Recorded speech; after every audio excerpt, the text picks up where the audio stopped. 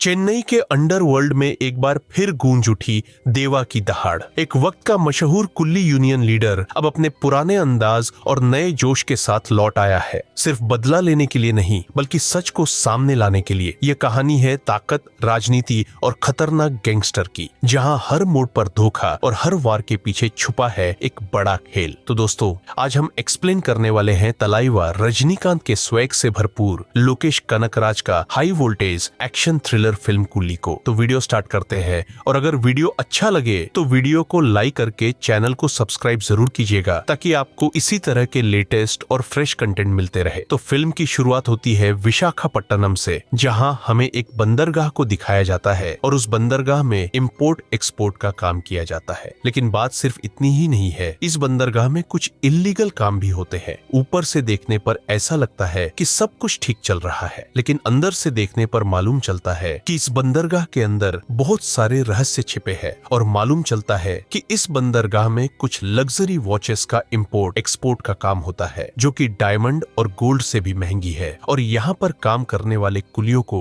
यह बात बिल्कुल भी नहीं पता है, वो बिल्कुल बेखबर है। तो इस बंदरगाह को चलाने वाला आदमी है जिसका नाम है साइमन, जो कि बहुत ही पावरफुल है और लोग उसकी हर एक बात सुनते हैं। पावरफुल होने के साथ साथ साइमन जो है वो बहुत ही ज्यादा अमीर भी है, और उसका राइट हैंड है दयाल। दयाल एक ऐसा शख्स है जो कि बहुत ही ज्यादा खूंखार है, वो किसी से भी नहीं डरता है। और अगर उसे ऐसा लगता है कि इस बंदरगाह में कोई पुलिस का खबरी है तो वह उसे जान से मार डालता है। इसी वजह से यहाँ पर काम करने वाला हर एक कुली जो है वह दयाल से डर कर रहता है, क्योंकि दयाल जो है वह बहुत ज्यादा सनकी है, वह किसी भी वक्त कुछ भी कर सकता है। इसी वजह से हर एक कुली जो है वह उसकी बात मानता है। मतलब कि यहाँ पर जितने भी काम करने वाले कुली है उन सबको दयाल ही कंट्रोल करता है। जिसके बाद कहानी पहुंचती है चेन्नई में, और हमें देवराज नाम के आदमी को दिखाया जाता है, जिसे सभी लोग देवा कहकर पुकारते हैं। मालूम चलता है कि देवा का एक बहुत बड़ा मेंशन है, जिसमें बहुत सारे लोग जो हैं वह किराए से रहते हैं। लेकिन इस मेंशन की खास बात यह है कि यहाँ पर स्टूडेंट को 3 गुना कम किराया देना होता है, लेकिन उन्हें यहाँ पर रहते हुए बहुत सारे नियम कानूनों को फॉलो करना पड़ता है। यहाँ पर भी देवा को सभी लोग बहुत मानते हैं और बहुत डरते भी है। 30 सालों से यहाँ देवा ने शराब नहीं पी है, और उसके मेंशन में शराब अलाउड भी नहीं है। कुछ दिन बाद देवा को मालूम चलता है कि उसके दोस्त राजशेखर की मौत हो चुकी है, और यह सुनकर वो पूरी तरह से हैरान था, क्योंकि राजशेखर उसका जिगरी दोस्त था। तो जब देवा राजशेखर के फ्यूनरल पर जाता है तो वहाँ उसकी मुलाकात प्रीति से होती है। प्रीति यहाँ पर देवा से कहती है कि तुम्हारा यहाँ पर कोई भी काम नहीं है, तुम्हें यहाँ से तुरंत ही चले जाना चाहिए। तो इस तरह से प्रीति जो है वह देवा की बेइज्जती करके उसे यहाँ से भेज देती है। मालूम चलता है कि राजशेखर की 3 बेटी है, जिनमें प्रीति सबसे बड़ी है और सबसे ज्यादा होशियार भी। दूसरी तरफ देवा जो है वह राजशेखर की ऑटोप्सी रिपोर्ट देखता है, जिसमें मालूम चलता है कि राजशेखर को कार्डिया का अरेस्ट आया था, जिस वजह से उसकी मौत हुई है। लेकिन यहाँ उसे थोड़ा डाउट हो रहा था, जिस वजह से वह प्रीति से भी यहाँ राजशेखर की ऑटोप्सी रिपोर्ट मांगता है। और जब उन दोनों को मैच करता है तो मालूम चलता है कि राजशेखर की अचानक से मौत नहीं हुई थी, बल्कि ये एक मर्डर था। किसी ने राजशेखर की छाती पर बहुत बार वार किए थे, जिस वजह से उसे कार्डियक अरेस्ट आया था।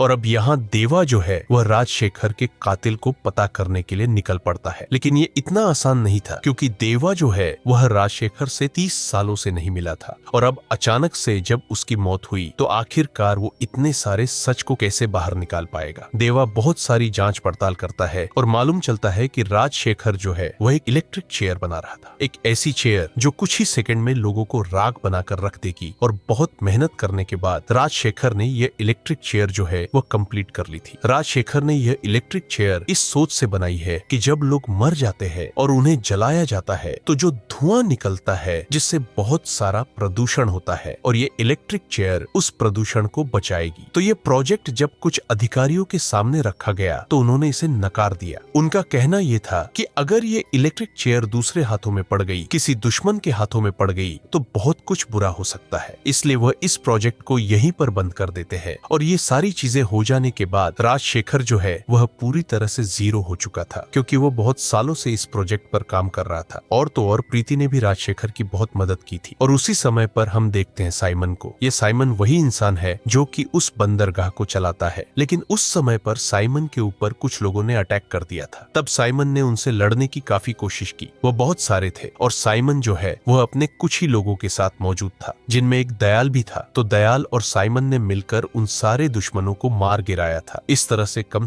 20 से 25 लाशें जो है वह गिर चुकी थी। तो अब साइमन यही बात सोच रहा था कि आखिरकार इतने लोगों को ठिकाने कैसे लगाया जाए, इतनी सारी डेड बॉडी को डिस्पोज कैसे किया जाए। तब साइमन को राजशेखर की उस इलेक्ट्रिक चेयर के बारे में मालूम चलता है जो कि चुटकी में डेड बॉडी को राख बनाकर रख देती है। वह तुरंत ही राजशेखर के पास पहुंचते हैं, लेकिन राजशेखर बताता है कि उसकी इलेक्ट्रिक चेयर पर बैन लगा दिया गया है और सरकार ने उसे अपने साथ ले गई है। लेकिन राजशेखर फिर से साइमन के लिए उस इलेक्ट्रिक चेयर को बनाता है और फिर मजबूरन राजशेखर को साइमन के लिए काम करना पड़ता है, क्योंकि अगर राजशेखर मना करेगा तो साइमन राजशेखर की पूरी फैमिली को मार डालेगा, जिस वजह से राजशेखर को साइमन के लिए काम करना पड़ता है। बदले में राजशेखर को बहुत सारा पैसा भी मिल जाता, जिससे कि उसके फैमिली वाले भी पूरी तरह से खुश थे। तो राजशेखर का काम इसी तरह से चल रहा था। पिछले कुछ समय से वह साइमन के लिए ही काम कर रहा था और फिर अचानक से राजशेखर की मौत हो जाती है, जिसके बाद कहानी जो है वह प्रेजेंट में आ जाती है। मालूम चलता है कि दयाल जो है वह आए दिन बहुत सारे कुलियों को मारता रहता है, या फिर ऐसे इन्फॉर्मर को मारता रहता है, या फिर उन लोगों को जो पुलिस वालों से संबंध रखते हैं। अब दयाल के पास ऊपर से प्रेशर आता है कि बॉडी ठीक से डिस्पोज नहीं हो पा रही है, जिस वजह से वह प्रॉब्लम में आ सकते हैं। बॉडी जैसे पहले डिस्पोज होती थी उन्हें वैसे ही करना होगा, लेकिन ये पॉसिबल नहीं था क्योंकि राजशेखर